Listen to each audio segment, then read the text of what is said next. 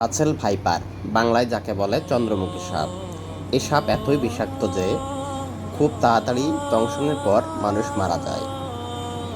এটি ঝোপে ঝাড়ে, বন জঙ্গলে, নদীতে থাকে। এটি পোকামাকড় খেয়ে সাধারণত বসবাস করে, কিন্তু ইদানিং বাংলাদেশের বিভিন্ন এলাকায় এর উপদ্রব অনেক বেড়ে গেছে।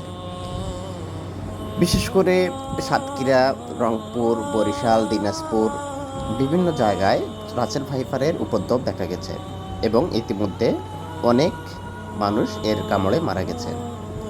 এর আক্রমণ অনেক বিষাক্ত। এটি যখন আক্রমণ করে তখন সাধারণত ওই জায়গাটি ফুলে যায়, খুব কালো হয়ে যায়। তখন যে কাজটি করবেন, সাথে সাথে উপজেলা স্বাস্থ্য কমপ্লেক্সে নিয়ে যেতে হবে এবং অ্যান্টিভেনাম ইঞ্জেকশন দেওয়ার মাধ্যমে অনেকটা বেঁচে যাওয়া যায়।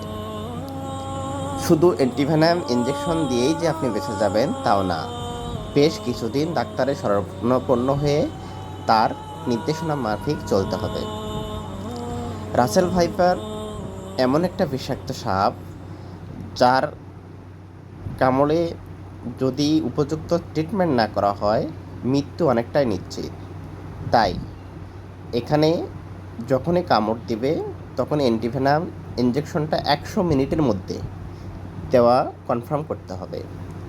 যদি আপনার আশেপাশে উপজেলা স্বাস্থ্য কমপ্লেক্স থাকে তাহলে অবশ্যই সেখানে নিয়ে যাবেন। ওঝার কাছে নিয়ে সময় নষ্ট করবেন না। আমি আবারও বলছি, ওঝার কাছে গিয়ে সময় নষ্ট করবেন না। সময় নষ্ট করলে জীবনের ঝুঁকি বেড়ে যাবে।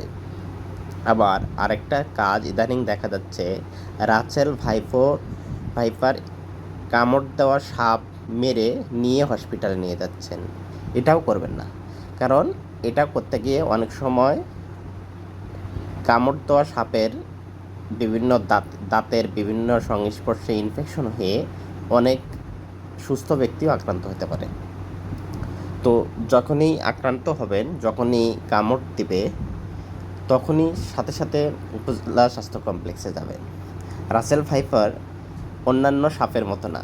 অন্যান্য সাপ যেমন ইঁদুর একবারে মেরে খেয়ে ফেলে, কিন্তু রাসেল ভাইপার করে কি, প্রথমে কামড় দেয়, ইঁদুরকে কামড় দেয়, কামড় দিয়ে ইঁদুর যখন তার গর্তে যায় তখন সে তার পিছে পিছে যায়, গিয়ে অন্যান্য ইঁদুরকেও মেরে ফেলে। সবাই সাবধান হন, ভালো থাকুন। ধন্যবাদ সবাইকে।